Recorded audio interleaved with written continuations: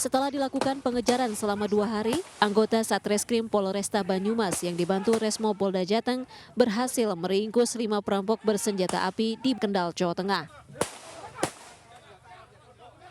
Penangkapan kelima pelaku perampokan sebuah kantor ekspedisi Patik Raja Banyumas yang dilakukan di tengah jalan raya ini pun berlangsung dramatis.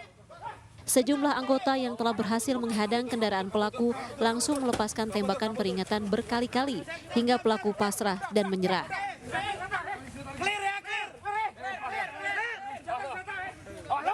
Selanjutnya, kelima pelaku langsung digelandang ke Mapolresta Banyumas. Kelimanya merupakan residivis kambuhan yang sudah sering keluar masuk penjara. Dari tangan pelaku, polisi juga berhasil menyita sejumlah barang bukti berupa 1 pucuk senjata api jenis pistol, 5 butir peluru, uang tunai, serta kendaraan minibus dan mobil box. Identitas pelaku terungkap setelah polisi menggelar olah TKP lokasi perampokan di kantor ekspedisi Patik Raja Banyumas. Dari Banyumas, Jawa Tengah, Saladin Ayubi, iNews melaporkan. Inilah video viral Mustafa Arif, seorang warga negara Belanda keturunan Turki yang berjualan kebab di kawasan Kecamatan Seberang Ulu 2, Kota Palembang. Pihak imigrasi kelas 1A TPI Palembang yang mengetahui video tersebut segera mendatangi Mustafa Arif untuk mengonfirmasi statusnya sebagai WNA. Mustafa ternyata menyalahi visa kunjungannya dengan menetap dan bekerja di Indonesia. Pelaku akhirnya diamankan dan deportasi pihak imigrasi. Rekan-rekan ketahui sempat viral juga ada food truck yang bersangkutan melakukan kegiatan berjualan kebab Turki. Jadi yang bersangkutan ini warga negara Belanda tapi keturunan dari Turki, seperti itu. Visanya atau visa kunjungan, Bang? Bukan visa kunjungan. Visa kunjungan tidak dipergunakan untuk bekerja. Selain dideportasi, WNA tersebut juga dilarang masuk ke Indonesia selama 6 bulan. Dari Palembang, Sumatera Selatan, Muhammad David, iNews melaporkan.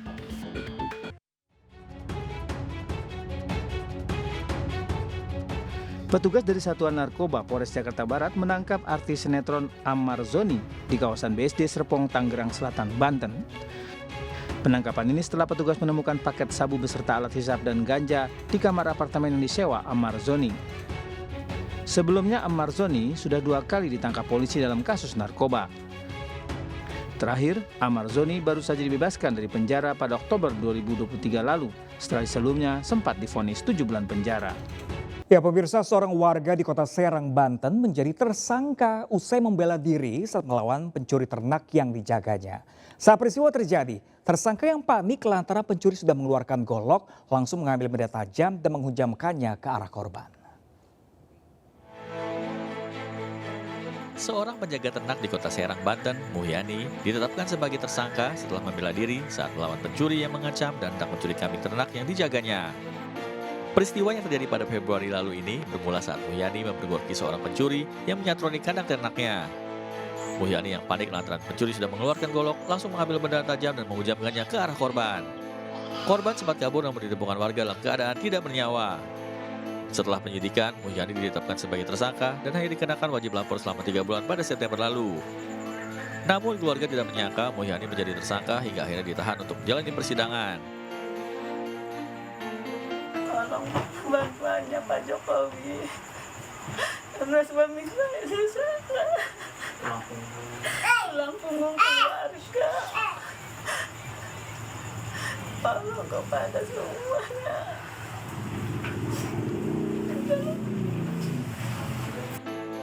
Muhyani dijerat pasal 351 ayat 3 KUHP tentang penganiayaan yang mengakibatkan hilangnya nyawa dengan ancaman 7 tahun penjara.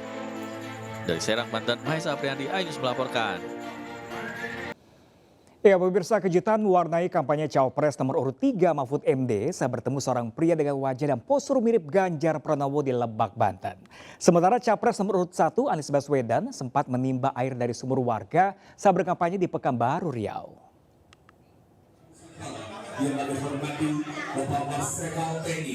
Kunjungan Cawapres Mahfud MD ke rumah pemenangan Ganjar Mahfud di Kabupaten Lebak diwarnai kejutan. Bagaimana tidak, Cawapres nomor urut 3 ini sempat bertemu dengan Ganjar Pranowo KW.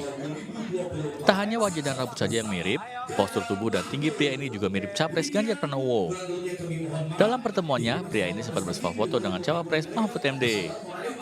Selain bertemu kembaran Capres Ganjar Pranowo, Mahfud MD juga disambut aksi palang pintu khas Betawi dan diberikan gelar kehormatan Jawara Pantura. Mengejutkan betul, banyak orang mirip Pak Ganjar ya. Tapi kalau orang yang mirip Pak Ganjar tuh wajahnya sejuk-sejuk gitu ya. Halus, kalem, sopan gitu ya. Kayak gitu kalau wajah kayak Pak Ganjar ya kayak itu tadi.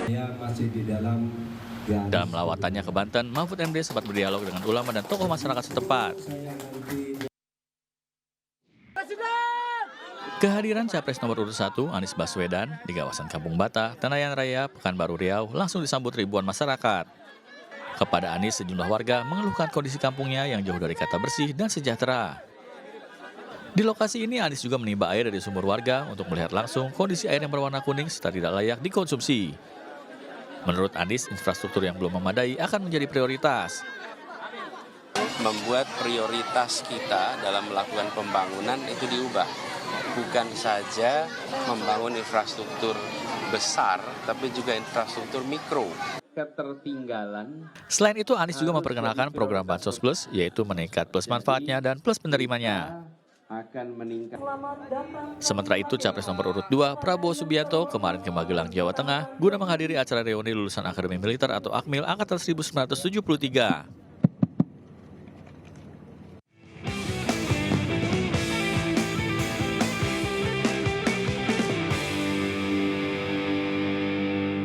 Diduga akibat lupa mematikan kompor, ratusan lapak pemulung ludes terbakar di Kota Bekasi, Jawa Barat. Sementara, seorang pria tanpa identitas ditemukan tewas tertabrak kereta barang di Menteng, Jakarta Pusat. Dan dua informasi ini pemirsa kami rangkum dalam Indonesia 24 jam.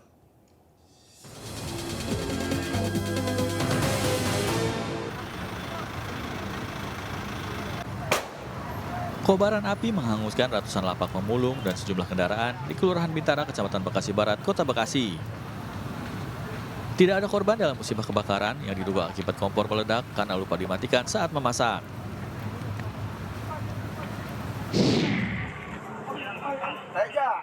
Diduga akibat korsleting listrik, jaringan kabel udara yang semrawut terbakar di Jalan Bojong Raya Cengkareng, Jakarta Barat. Akibat kebakaran ini, ratusan rumah di wilayah Cembangan dan Cengkareng mengalami pemadaman listrik. PT KAI Daob 1 Jakarta menyebut jelang momen Natal dan Tahun Baru, sebanyak 283.000 tiket ludes terjual dari 789.000 tiket yang disediakan. Tujuan favorit calon penumpang yang di wilayah Bandung, Jawa Tengah, Jawa Timur, dan Yogyakarta.